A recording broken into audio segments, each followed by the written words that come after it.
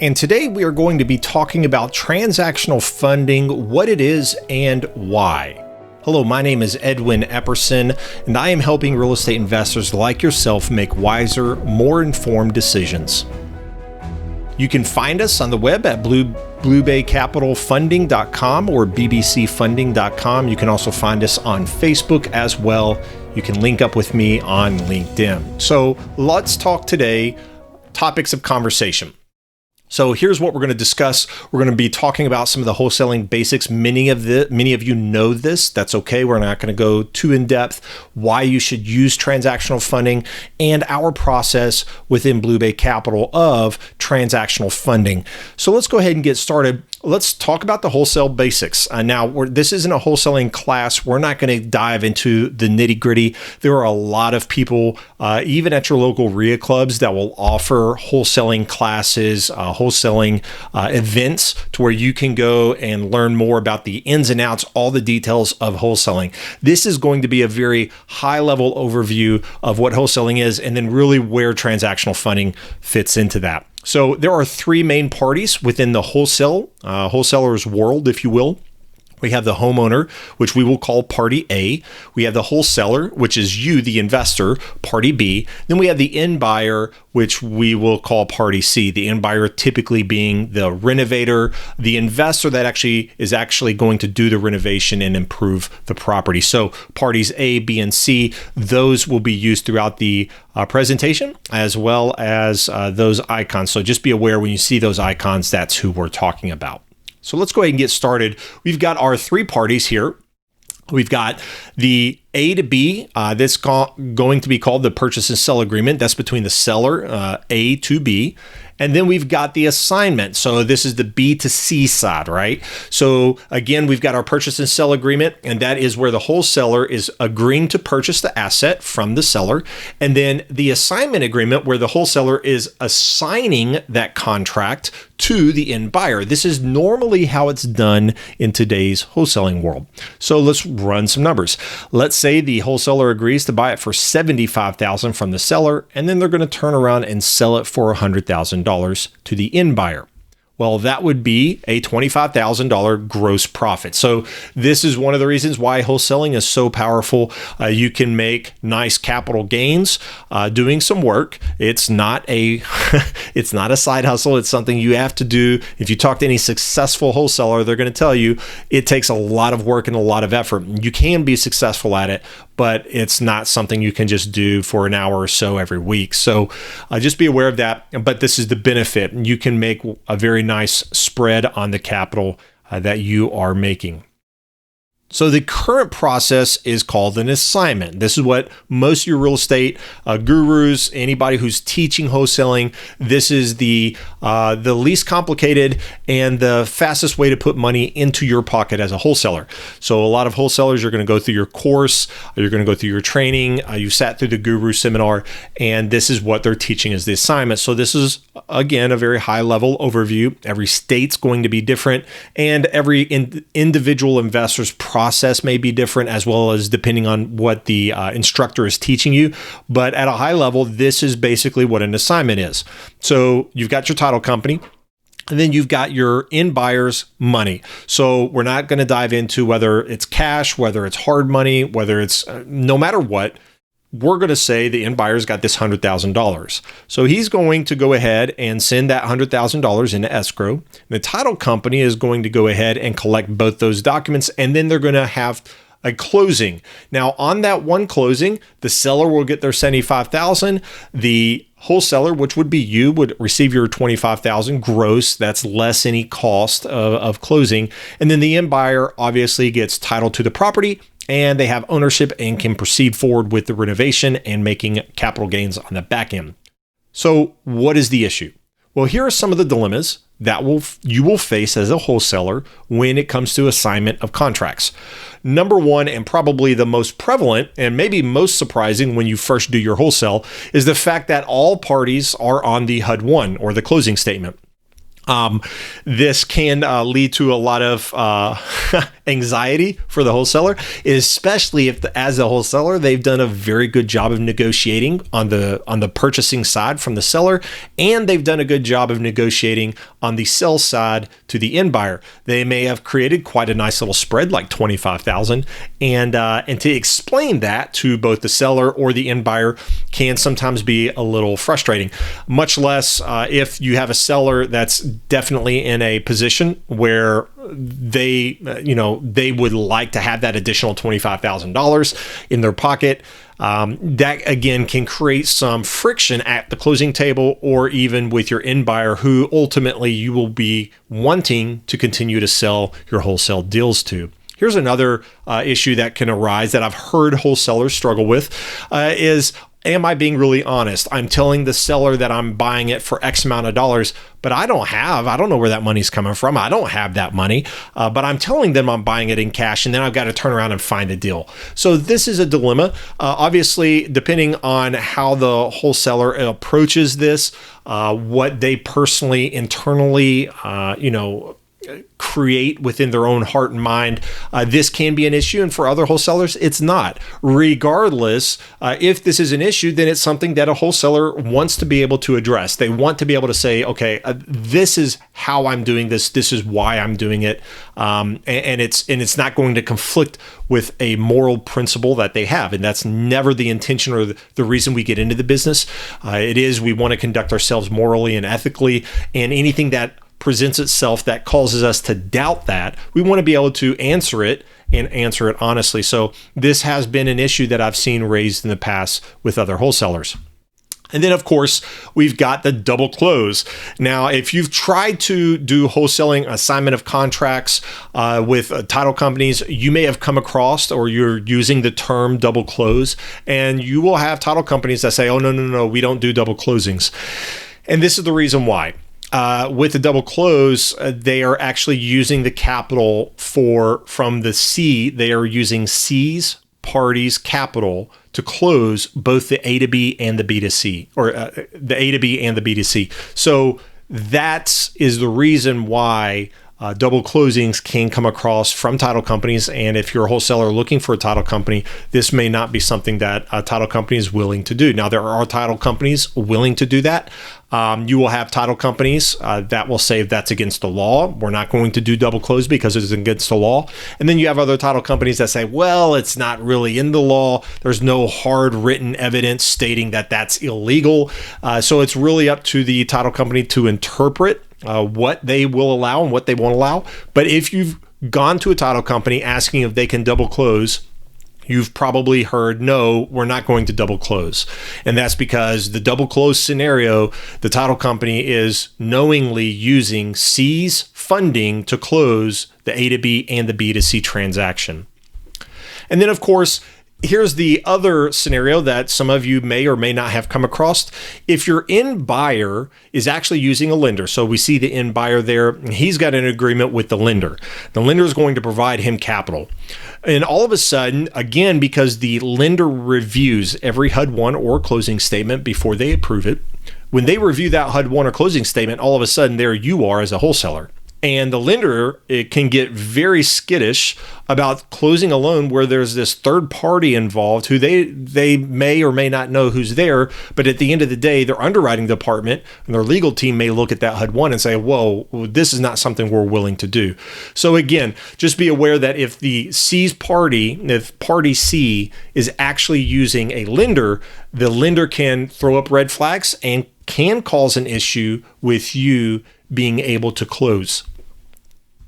So this is something that you'll definitely want to be aware of, is that transactional funding is a great way for a wholesaler to be able to wholesale REO or bank-owned properties. The REO, the bank-owned space, has always been this great sea of potential and opportunity for wholesalers, but being able to dive into the deep end, if you will, and be able to wholesale those type of properties has eluded, because you cannot do that with an assignment. It's just the banks that own these assets will not allow that to happen. So the best way to avoid that and to really move forward in being able to wholesale REOs and bank-owned properties is by utilizing transactional funding. So why should you use transactional funding? Well, let's go ahead and we're going to dive into what transactional funding, what it looks like within a transaction instead of utilizing the assignment. So here's the process. Again, we've got our three parties and we've got our title company. We have an A to B purchase contract. Obviously, it's the same one, the same thing that we're looking at that we know of. But on the B to C, we actually have another purchase contract. We're not trying to do an assignment of contract. We actually have a purchase contract. So the end buyer is actually purchasing from you, the wholesaler, the property. Now, this happens at the same time. We're not talking about you buying the property on the 1st of February and then turning around and selling the property to the end buyer on the 28th of February. That is not a transactional deal.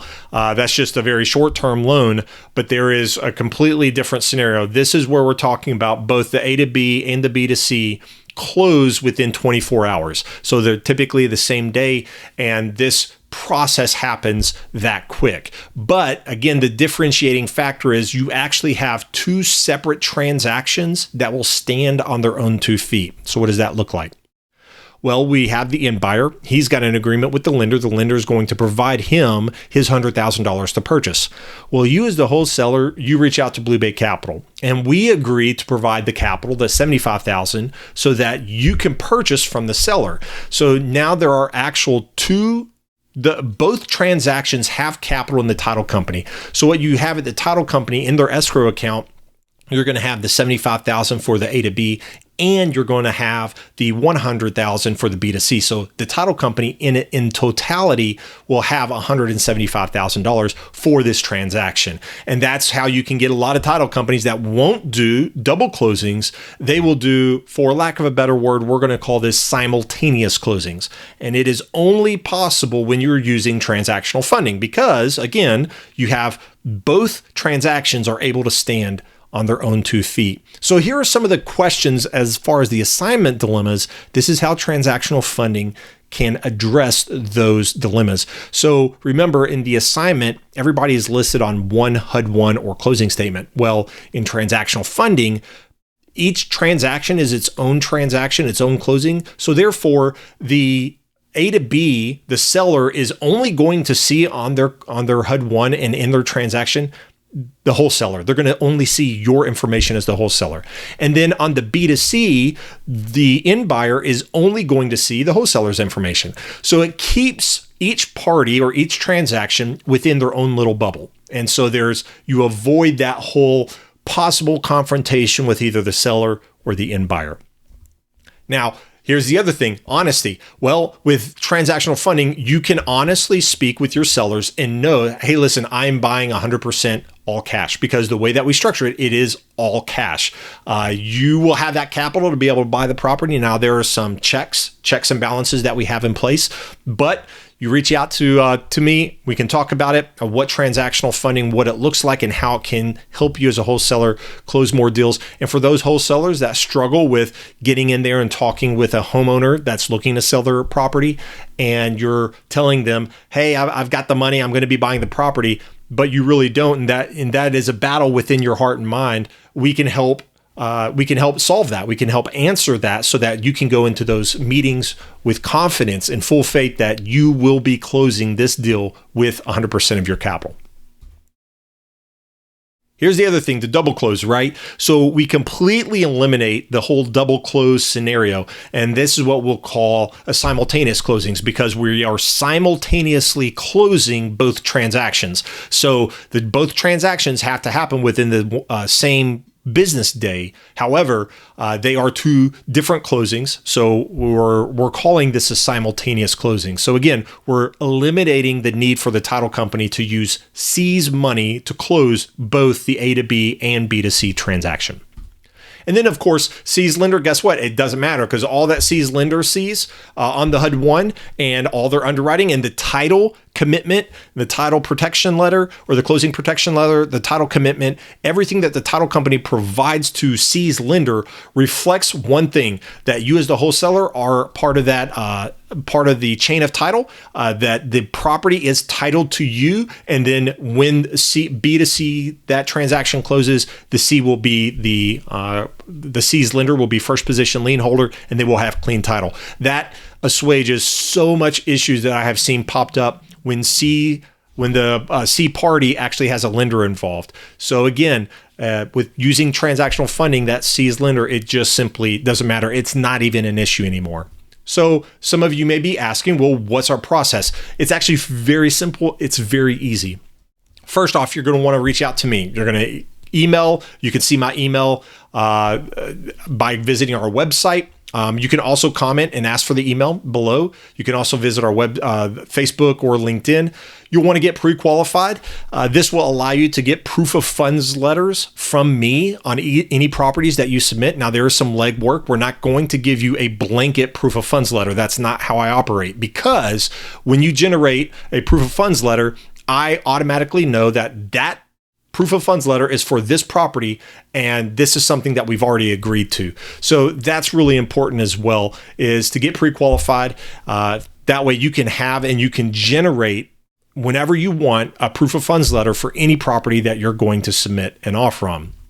Also, limited document requirements. So all of these document requirements are typically requested when you're requesting a loan. With transactional funding, it's vastly different. Matter of fact, none of these are required. We don't require any of these from you as a wholesaler. So really the only thing that we're looking for as far as documentation is the following. We want to see a driver's license. We're going to want to see entity documentation. This is your articles of organization or articles of incorporation, operating agreement, bylaws, and your EIN letter from the IRS. Now, once you get those to us, we're also going to need to see the A to B and the B to C purchase and sell agreement. So we're going to want to know that not only do you have an agreement to purchase the property, but you've already got an end buyer lined up. We are not helping you accomplish that. I just want to be clear. I've had some wholesalers come to us, hey, I've got a property under contract. Let's market it to the rest of your investors. And that's not what we do on our transactional funding. That ball is still in your court. We need to see that you have both the A to B and the B to C purchase and sell agreements fully executed. And then we will reach out to the title company. So this is not any information that you need to provide. You're not having to go out and find this or get this. All you need to have is the name of the title company that's handling the simultaneous close. Now, we have a preferred list here in the state of Florida that we work with. If you don't know of a title company that will handle this, please reach out. I'm more than happy to share some of the title companies that we've worked with. They're very familiar with this process. They're not going to create issues. They will make it a streamlined process so that you as a wholesaler, whether you're new or very experienced, can get your feet wet, can continue to do more deals without all the headaches and hassles. Now, the documents that we request from the title company are the preliminary HUD-1s, A to B, B to C, as well as a preliminary title commitment or preliminary title report for the A to B and or the B to C. It sort of depends on the deals, the scenario, what's happening, and that's a conversation that we have with the title company. And then make sure, if you are interested to see how Blue Bay Capital, what our whole transactional funding program looks like, please put in the comments below. Either reach out to me, PM, or you can give me your email address, and I'll be sure to follow up with you to let you know, hey, this is what our transactional funding looks like, and then we can help you get more deals. So how can Blue Bay Capital help you further your real estate investing career? Well, we offer 3 primary programs. We offer a fix and flip funding. So this is for your purchase and or construction on fix and flips. We also do a 30-year loan program. So with this money, it's for 30-year funding. It's either for purchase or a refinance. On the refinance, we can do cash out or just simply rate and term. We've got a great loan product that I've custom built that combines our fix and flip funding with our rentals so that you can get in there and get the best rates possible, get the most cash out possible on the refi, and you're really able to get in there and find properties to renovate and put them into the best light possible at the best and highest rent possible for the market. Again, that is our, I would almost call it our BRRRR strategy special, is that. And then, of course, we talked about wholesaling, transactional funding, the A to B. We provide that capital for simultaneous closings. So that has been transactional funding, what it is and why it is so important. This has been Edwin Epperson. I sincerely appreciate you watching this presentation. If you have any questions at all, if there's a topic of conversation that you would like me to present on or talk about, please feel free to reach out. You can PM me, you can send me an email, you can reach out to us on our Facebook, on LinkedIn, or even our website, and we'll see if we can't plug that topic into an upcoming session, and we'll make that happen. So thank you very much. God bless, and make it a great rest of your week.